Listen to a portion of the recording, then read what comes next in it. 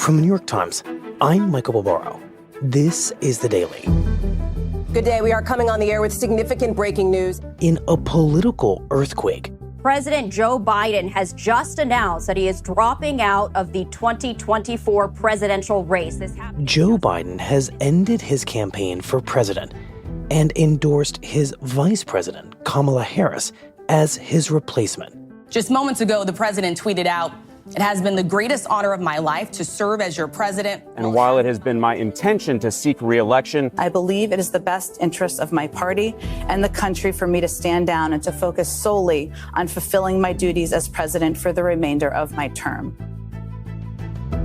Today, Peter Baker on how the race for the White House has suddenly been turned upside down. It's Monday, July 22nd.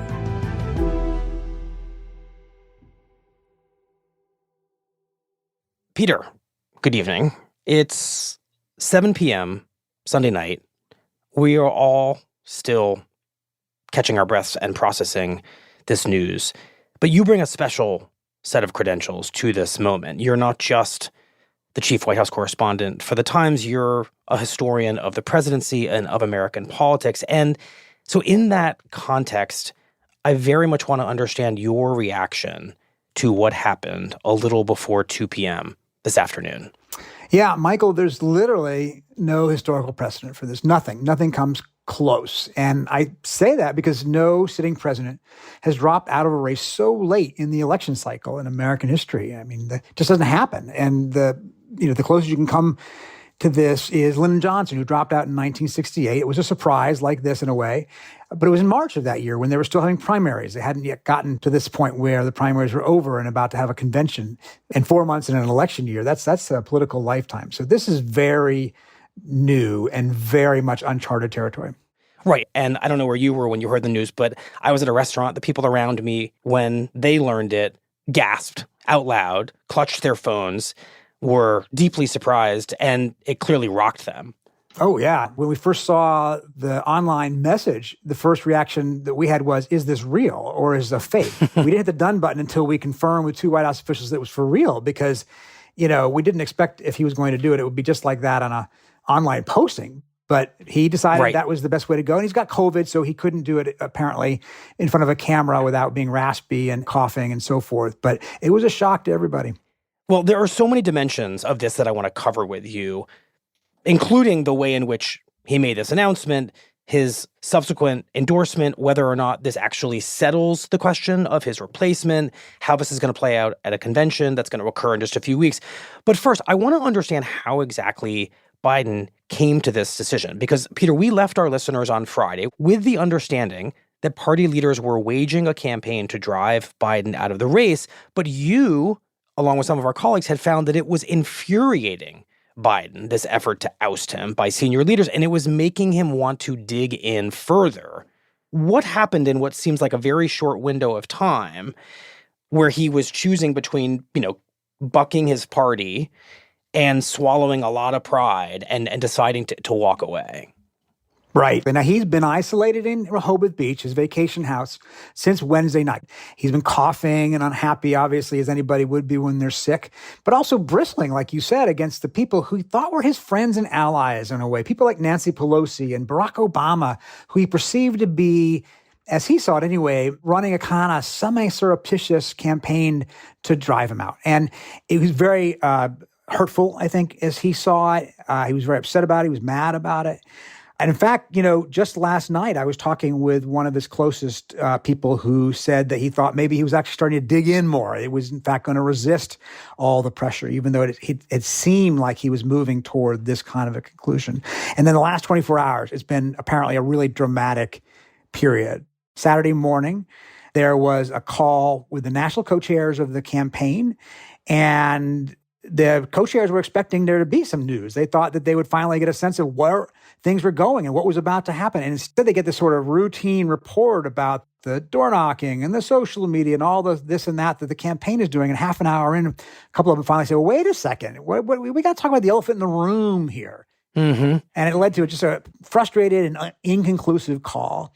Meanwhile, as we're told now, at Rehoboth, the president was sitting down with whatever family is there, as well as 3 aides, and talking about maybe he should, in fact, call it quits. And they called Mike Donilon, really his longest probably serving advisor in the White House right now. And they said, you got to get to Rehoboth. And so he rushes to Rehoboth. And they start drafting this statement. President's sick. He doesn't want to announce it on camera if he sounds bad. And so together they craft this letter. And this letter defends his presidency, talks about all the things they've accomplished, the things he's proud of, and then gets to the real punchline, which is that he's not going to stand for re-election after all. Now, the president at that point hasn't told anybody this other than the people in that room, and they keep it secret. And only on Sunday morning, after he slept on it, he finalizes the decision. So he calls 3 people. He calls Kamala Harris, of course. He calls Jeff Zients, who is his White House chief of staff. And he calls Jan O'Malley Dillon, his campaign chair. So it's really very tightly held. And finally, they arrange a Zoom call for the really senior-most people in the White House and in the campaign. That's when the president tells them, I'm giving up. I'm backing out. I'm stepping aside. It's going to be up for Kamala Harris to take the party forward. And he tells them this at 1:45 p.m. on Sunday. At 1:46 p.m. on Sunday, the letter is posted online. So a 1-minute warning. A 1-minute warning. They were not brought in until literally 1 minute before the button was pushed. That's how much they wanted to ensure that he made this announcement on his own terms. And as you've hinted at, he not only wants to drop out on his own terms, he wants to anoint his replacement. Exactly right. So he says nothing in the letter about what should happen next. He wants that to be a statement about his presidency. But within a half hour, he puts up another social media post in which he says he's endorsing Kamala Harris, his vice president, to be the new nominee. And that was a big deal because with his endorsement, that's the imprimatur that she needs to go forward to try to secure a nomination in this extraordinarily intense and truncated period we're looking at right now. Well, Pete, I want to talk about this because it was not a foregone conclusion that Biden was going to endorse Kamala Harris. In fact, we understood from our colleagues here at the Times that one of the reasons that Biden seemed to be reluctant to leave this race for so long, even after the debate, was that he was not fully confident that Harris would necessarily win if she stood in his place. So what do we know about why he embraced her like this so quickly, so forcefully, rather than leave this decision to the Democratic Party and its delegates? Well, you're right about that. He did have doubts about her ability to take forward this contest, and he had to be convinced. He had to be convinced of 3 things. One, that he couldn't win, right? Or that it would be very hard for him to win. Secondly, that she could. And thirdly, that there could be a clean transition, right? He did not want a huge mess. And that's why he would endorse her in order to clear the field. And ultimately, some of the polls coming back in the last few days have been dreadful for him. But there have been some that have shown that she actually does at least as well as he does against Trump. And in some cases, even a couple points better. And that's before she ever has a chance to introduce herself in a way as the titular head of the Democratic Party, right? So that gave him, I think, at least some confidence that there was a chance, a good chance maybe, that she can win. So far, it appears that party leaders are deferring to Biden's judgment and deferring to Kamala Harris, right? Yeah, a lot of them quickly endorsed her. Most importantly, the Congressional Black Caucus, a number of other Democrats, including Bill and Hillary Clinton. And you also see nobody else rising to challenge her either. Governor Gavin Newsom of California has previously said he wouldn't challenge her if she were in the race. And Governor Gretchen Whitmer of Michigan, the other person a lot of people are looking at, an ally of hers, said on TV today, no, she has said she's not going to be a candidate this year. And so if they're not running, then we haven't seen anybody else yet jump into the race. Somebody could, but those would probably be the 2 strongest candidates if you were to rank the field.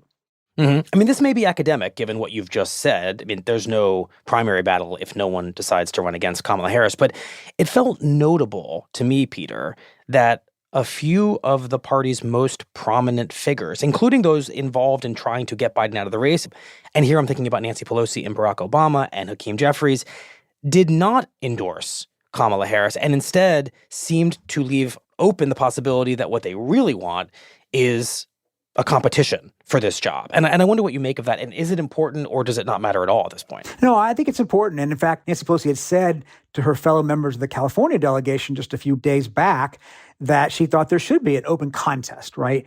So that is in the air. And people noticed immediately, of course, that she didn't endorse Harris. And as you say, Obama didn't and Jeffries didn't. Now, it doesn't really matter if nobody else is going to come forward.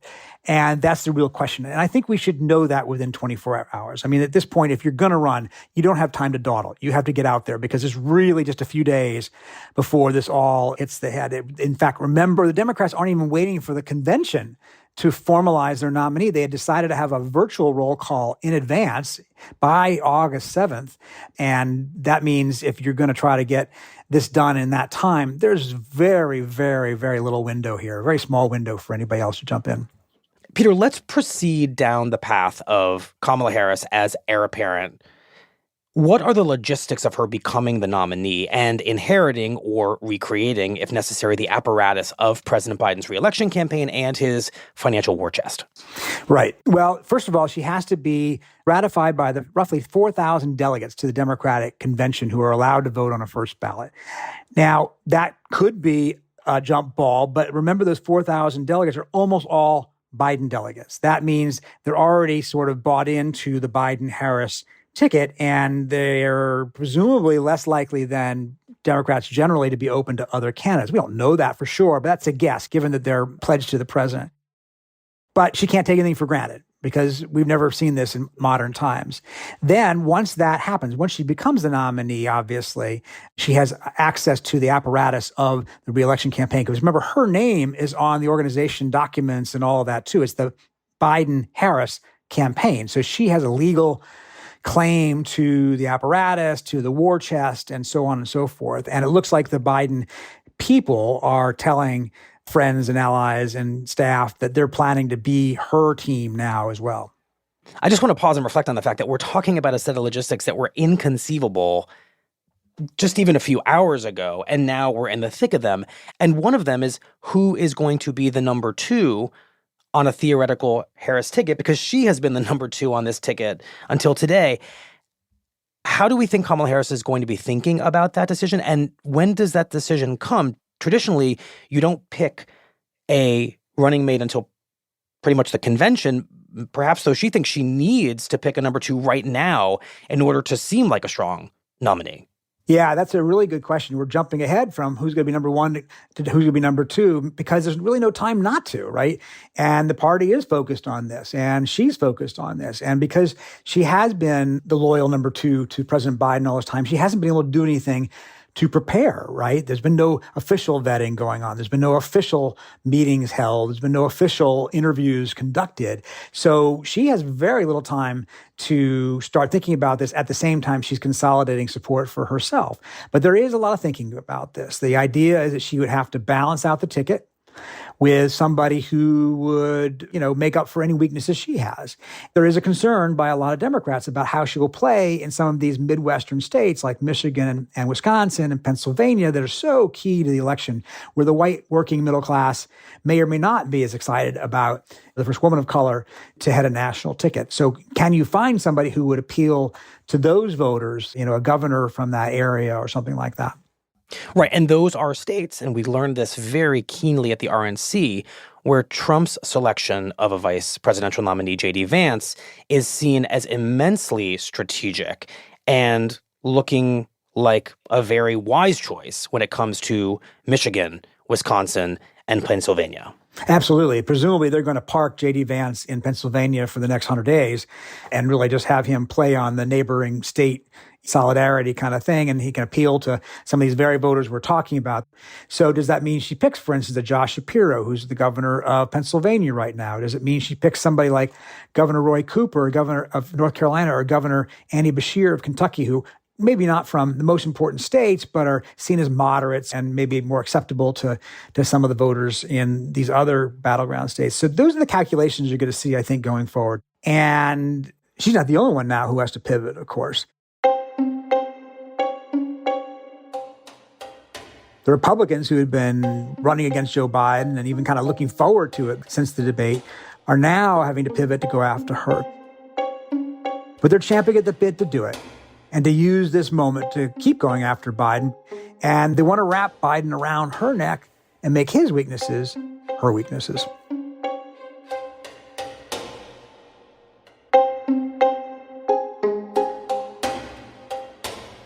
We'll be right back.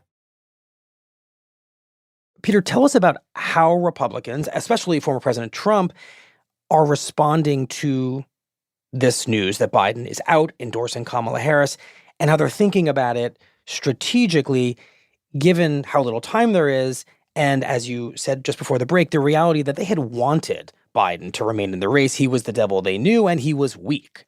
Yeah, exactly. And they've taken a few approaches to this already. The first thing they're arguing is that Democrats have just invalidated the will of 14 million Democratic primary voters who voted for Biden to be their nominee. Now, it's hard to think that Republicans are really that concerned about the Democratic primary voters, but it's their way of sort of trying to drive a wedge in there and get Democrats upset who might be unhappy that Biden is dropping out.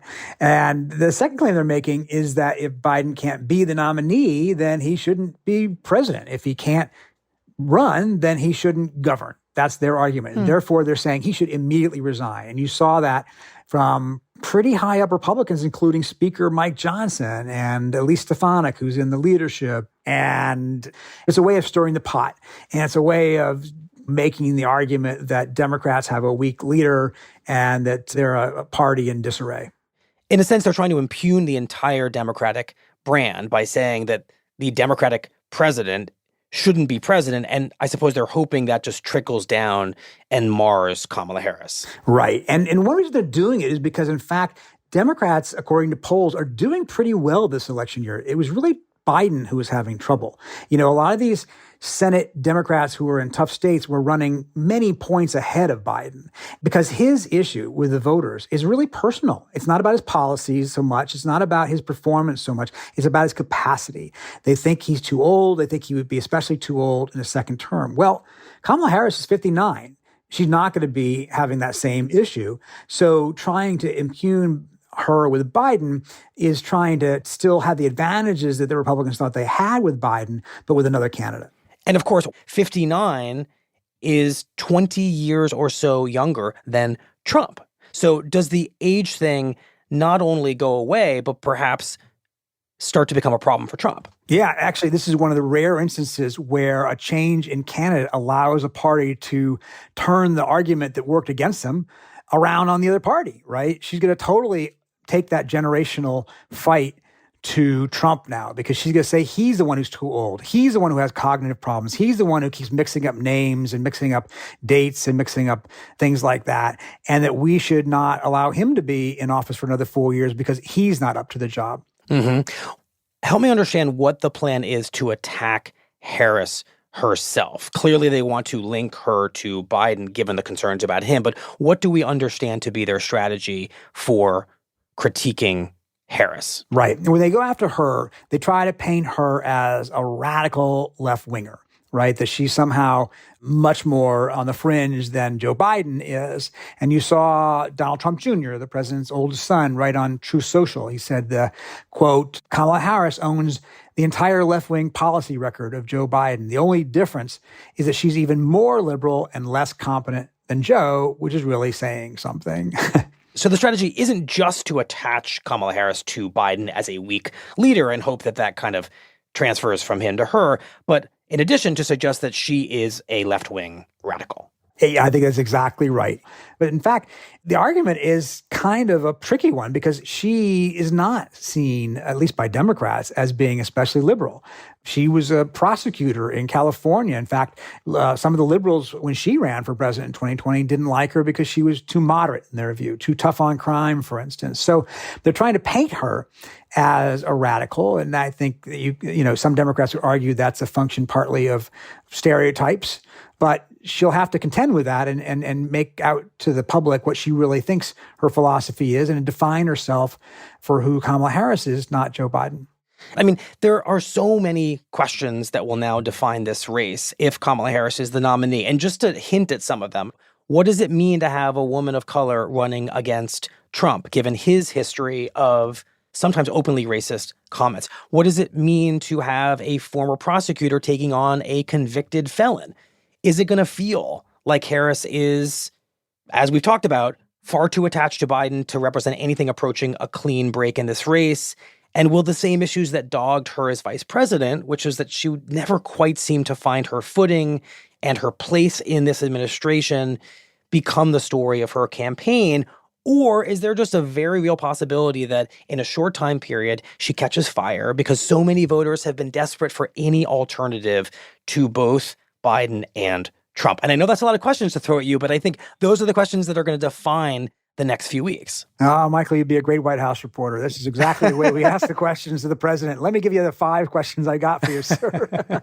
But you're right. I mean, there's all the right questions, right? And the truth is we don't know the answer because we are in an area we haven't been before. And it's going to be a remarkable 3.5 months to find out what the answers are. I think there's a decent chance that she does offer voters a fresh face because they are so sick of both these candidates, Biden and Trump. The polls have made very clear that voters wanted nothing to do with either of them, frankly, even members of their own party.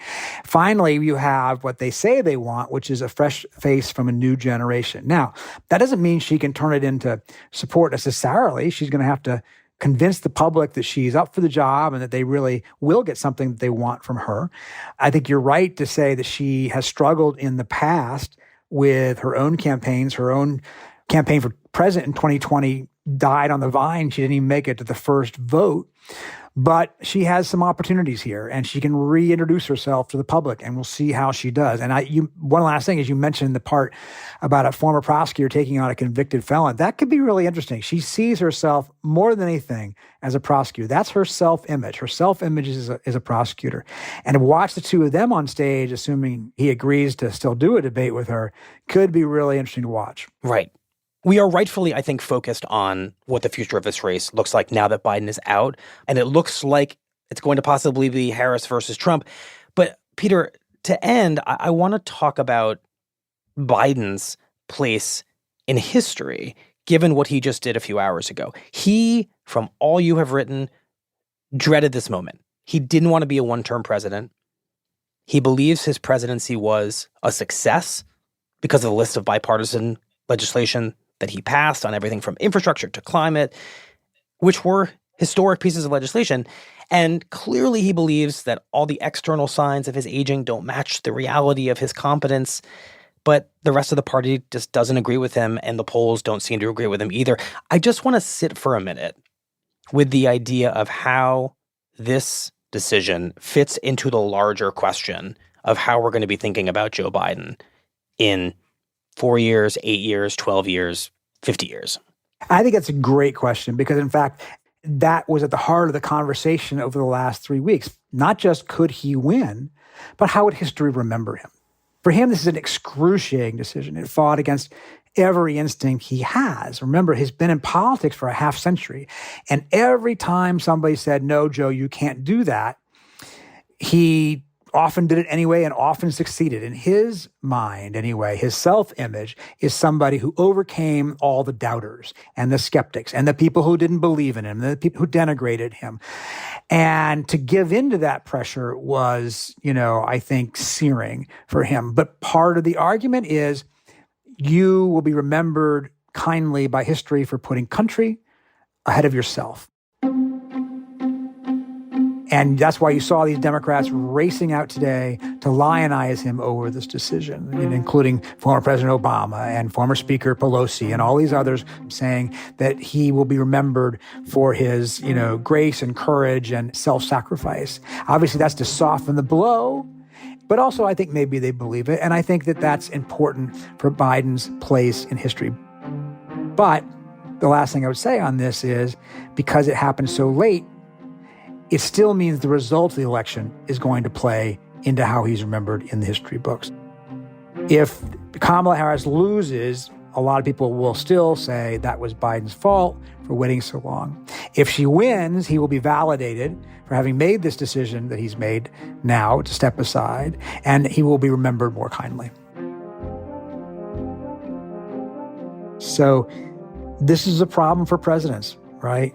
History is always waiting, and they're always focused on what it will say, and you can't rewrite it once it's happened.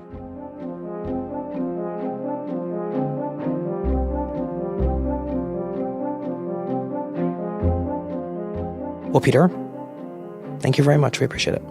Oh, thank you for having me.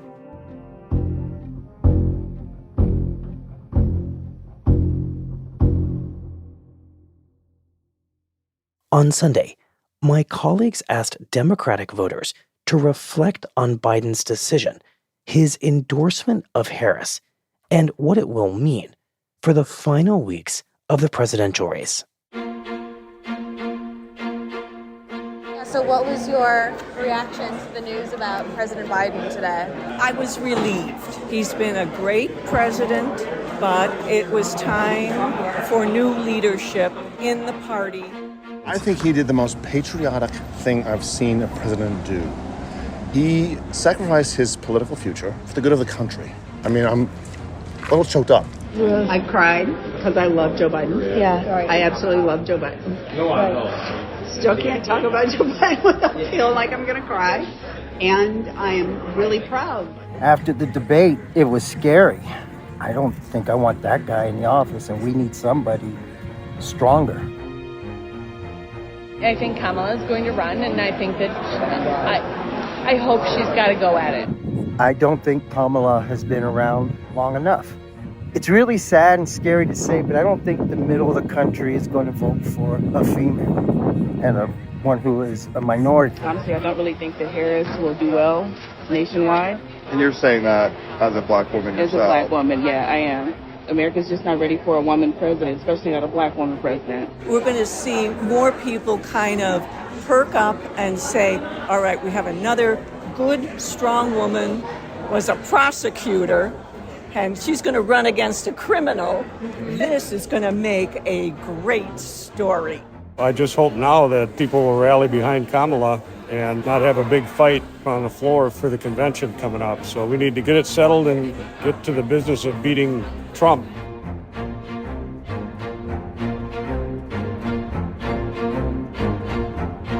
We'll be right back. Here's what else you need to know today. The director of the Secret Service is now facing bipartisan calls to resign after the agency acknowledged that it repeatedly denied requests for additional resources sought by Donald Trump's security detail. The requests for more security were sought throughout the past 2 years, but were not specifically for the rally where Trump was shot. Even so, the revelation is fueling criticism of Secret Service Director Kimberly Cheadle, who is scheduled to appear before Congress later today. Today's episode was produced by Jessica Chung, Shannon Lin, and Sydney Harper, with help from Olivia Nat and Carlos Prieto. It was edited by Devin Taylor, contains original music by Will Reed and Dan Powell, and was engineered by Chris Wood. Special thanks to Katie Edmondson, Zolan Kano-Youngs, Heather Knight, Robert Jimison, Eric Lee, Reed Epstein, Alessandro Sassoon, and Emily Cochran.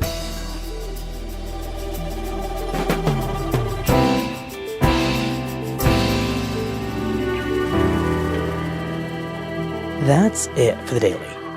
I'm Michael Barbaro. See you tomorrow.